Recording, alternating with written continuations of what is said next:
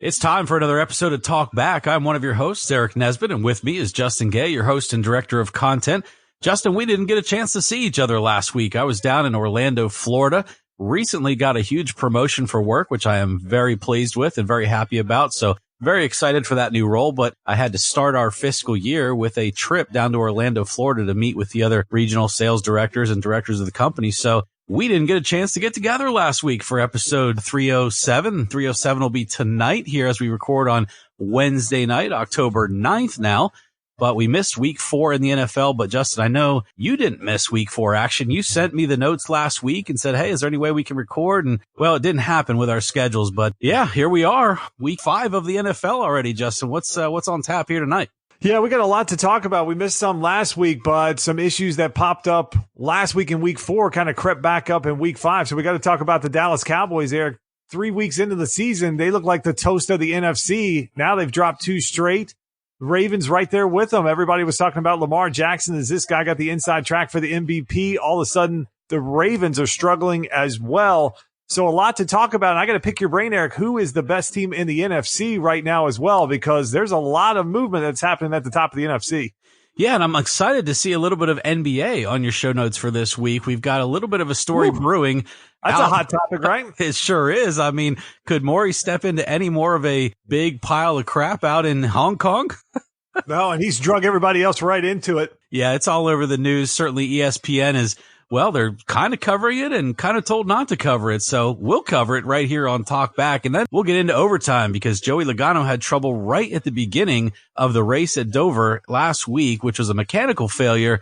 But he comes back out on the track and causes problems for the leader. So we do need to address that in overtime here on episode 307.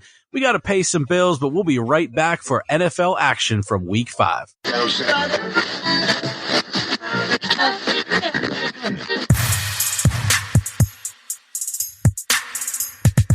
Are you ready for a show that talks sports from the fans' point of view? We've seen Michael Jordan score 37 points a game in his era. How many could he score in today's NBA? There's not a player out there who I'd rather have than LeBron James. Are you ready for a show that isn't afraid to challenge anyone when it comes to sports? If Adam Silver really wanted to fix tanking in the NBA, he would stop rewarding teams by giving them the best chance to win the draft lottery. I mean, how many times will Roger Goodell drop the ball on handling domestic violence in the NFL? Look, athletes have every right to talk politics, but if the fans stop tuning in, that's their right. Then you're ready for Talk Back, a podcast where 2 fans debate the media narrative and discuss the world of sports as we see it. Welcome to the show.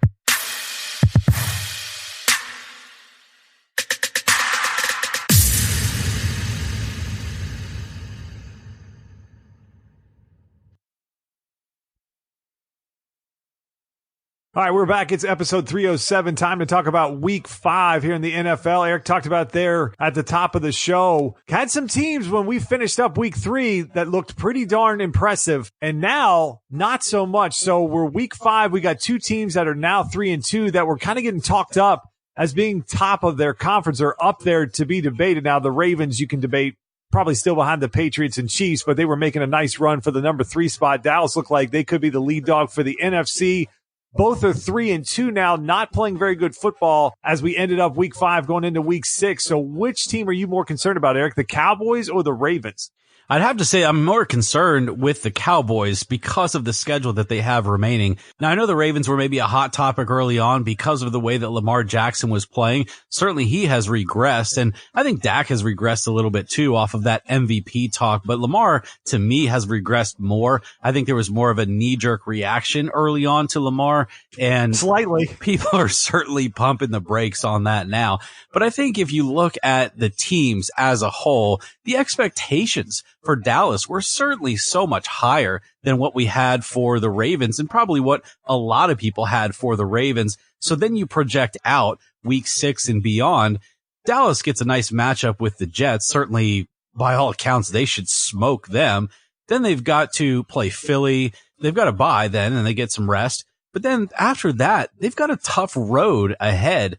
They've got the Giants, which is a winnable division game, but the Giants seem to be a little bit more on fire with Daniel Jones. And who knows if Saquon will be back by then.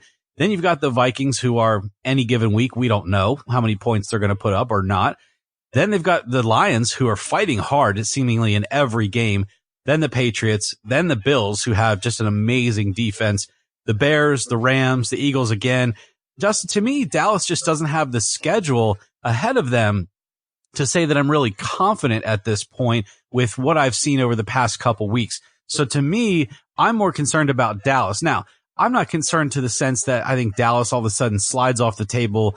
They're a wreck and they miss the playoffs or anything like that. I think Dallas is certainly in that conversation for the division. I think they're going to definitely stay in the conversation for the wild card, but they're going to lose some football games here coming up. And then outside of that, Dak, we talked about 5 weeks ago, went into the season. I had a lot of pride in him for the fact that he played really well, even without a contract. Now people are talking about how much money he's letting slide away because of how he's not playing as well as he did early on. How does that kind of come into the season as we go here? So to me, Dallas has more to lose. The Ravens, they probably have more to gain due to the fact that the Browns are nowhere near where people thought. The Pittsburgh Steelers are a dumpster fire. And even now their backup quarterback almost got killed recently. And then, the Bengals are 0-5. So I think the Ravens have more to gain. But to me, the Cowboys have more to lose.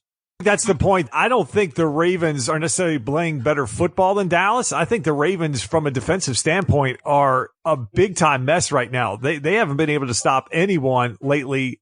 Mason Rudolph looked completely inept in that Monday night game. Like, the Steelers' game plan was like, okay, you're not going to throw the ball 3 yards past the line of scrimmage 30 times tonight, except for one. We'll let you kind of bomb it deep. I thought he was channeling his inner Kirk Cousins there. Yeah, I mean, it was like, are you just going for like 80% completion rate here? I think his ADOT was like negative yardage. It was awful. And then he comes out and is throwing the ball up and down the field, and they're moving the ball with pretty much ease in that game versus Baltimore. So Baltimore's defense has a lot of problems, but so does the AFC North. That division is just a complete dumpster fire. What we saw the Browns put up on Monday night was putrid. It looked like, okay, they went into Baltimore. They got a big win. They put up 40 points on the road. Nick Chubb ran all over Baltimore. It was a great win. Now it's like, well, how good is Baltimore really at this point? How good is any of the wins that the Browns have had after what they went in on Monday night in prime time with the entire country watching? I think they're still watching ESPN. I don't know. Those Monday night games are just still atrocious. But they are. Eric, and the sound is atrocious too. Yeah, and now you look at that. What do you make of any of this stuff? So I think the fact that the Ravens probably can win this division by default just by playing 500 football from here on out, they're probably in better shape than what Dallas has because the Eagles seem to be figuring some things out. They're going to get Deshaun Jackson back soon enough. Alshon's coming back. They'll get him up to full speed. I don't think he's quite there yet, even though he's been on the field for them. They're getting their run game figured out. Of course, they got gifted a Jets team with a guy that probably should be in the XFL, maybe, quarterbacking in Falk, who looked like he just couldn't wait to give the ball up to the Eagles. So they looked a lot better. They have a pretty tough matchup with Minnesota, but I think from Dallas's standpoint, Eric, they got the Dolphins bump and the Redskins bump. They looked really good versus bad teams. They got Eli in the first week. They didn't have to deal with Daniel Jones till that game was out of hand. Nobody even knew what he would look like. So they look like a lot better team week 3 than they do now. Now they've struggled. They've played some better teams. Right. Dak hasn't looked as good. I think I saw a stat on like third down. He had 0 yards. He's starting to turn the ball over more. Are they all on Dak? No, but it's a quarterback league. So you can't just decide we're going to erase some quarterbacks' interceptions and not others. So some of those are on his just poor decision making. So yeah, Dallas, yeah, they're like you said, their schedule not going to be easy. They get the Eagles in prime time. They come back at the Giants. That's in prime time. Then they get the Vikings in prime time, which actually might be a blessing because Kirk Cousins can't seem to win in prime time versus teams over 500. So maybe that's actually a win for them, but they actually have a team that's chasing them. I don't necessarily see that right now in the AFC North. Like I said, I think the Ravens can play 500 ball and the Browns will have a really tough time taking care of them, Eric, because that's another team that expectations were extremely high on. Everybody was up on Baker Mayfield. Is this the year? Is year 2? He's going to turn this thing around. And we talked about it in the AFC preview. The question we had was, can this team live up to the hype and the expectation? And Eric, so far, all they have done is struggled outside of that Baltimore game. They were another team that got gifted the Jets when they were down, beat up. Sam Darnold with the mono. Trevor Siemian gets the ankle injury, and they won that game. They have been probably the biggest disappointment in the league so far.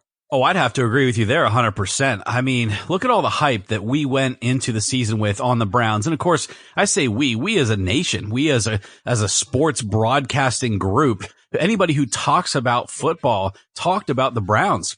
I don't know where Odell Beckham Jr.'s been.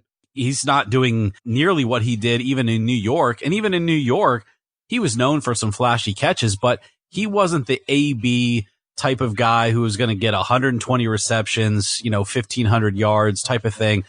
He might get 1,000 yards and he might catch 80 passes throughout the season, but he was going to be known for those amazing catches. He's already had 2 of those, I believe, this year, amazing catches in Cleveland, but he's not racking up catches and yards. And in fact, over the past couple of weeks, Jarvis Landry is outperforming him. Now, let's flip that to who's passing the ball.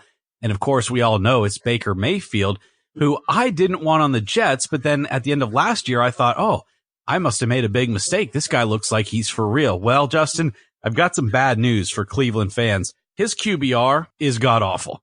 It's really, really bad. He's thrown a lot of interceptions. He doesn't have a lot of yardage. There's a lot of sportscasters, including Colin Cowherd, who are just loving this moment right now. But unfortunately for him, the 3 guys in the league that have a worse QBR than he does are Eli Manning, who's benched, Luke Falk, who's a 3rd string and will be benched again as soon as Sam Darnold comes back, and Cam Newton, who's really only an ankle and a shoulder away from retirement. So Baker Mayfield is definitely not lighting the world on fire and giving the Browns a chance to win like everybody thought they would. So yeah, I think the Browns are a huge disappointment from where we were 6 weeks ago and all of the buzz and hype out of Cleveland. Look, this division, you have the Bengals at 0-5 and the Steelers at 1-4, and yet you have a losing record after 5 weeks. I mean, the world was your oyster this year, and you're not pulling it off. You're not performing the way that you should and could in a real moment of opportunity in the AFC North. So, I mean, geez, this division looks like it's Baltimore's to win. That's why I said a minute ago they have the most to gain this year.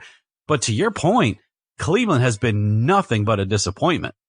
No, you're right. I mean, this division is wide open from what we thought back in August and even early September when you had Roethlisberger was still healthy. And you looked at even that Bengals team, we knew they were going to be down because they really weren't that good of a roster. AJ Green was hurt. So it just seemed like, and look, we've talked about Lamar Jackson. His struggles don't surprise us if you've listened to this show. When you watched him in that Kansas City game, when he was, I believe, 22 of 43 in that game, their script is they have to be in the lead. If they are playing games where they're behind or down and they're forcing him to throw the ball, you saw on Sunday, now the blueprint seems to be out there of just, okay, if it's a passing down or we get them in a long down and distance, it's just blitz the hell out of Lamar and just make him run like crazy and then just hope that he doesn't get the first down.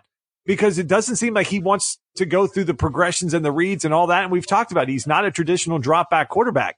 Some of that they were able to just overwhelm teams like the Dolphins and the Cardinals at home, and they looked great. Literally, Eric, every team that's played, those 2 teams have looked great, and against better competition, they simply haven't. That, I think, has opened this up where, yeah, at 3-2, the Ravens haven't run off from anybody, but the Browns have just played horrible football outside of that game in Baltimore. So, yeah, they have to be a team, and they are just a team, Eric, that just finds their way into one distraction after another. It was Odell with the watch, and then it was Baker Mayfield with his idiotic audible on a 4th and 9 to call a draw play, and is Freddie Kitchens the right guy? And then they're listening to the media and all the stuff with Rex Ryan and the back and forth.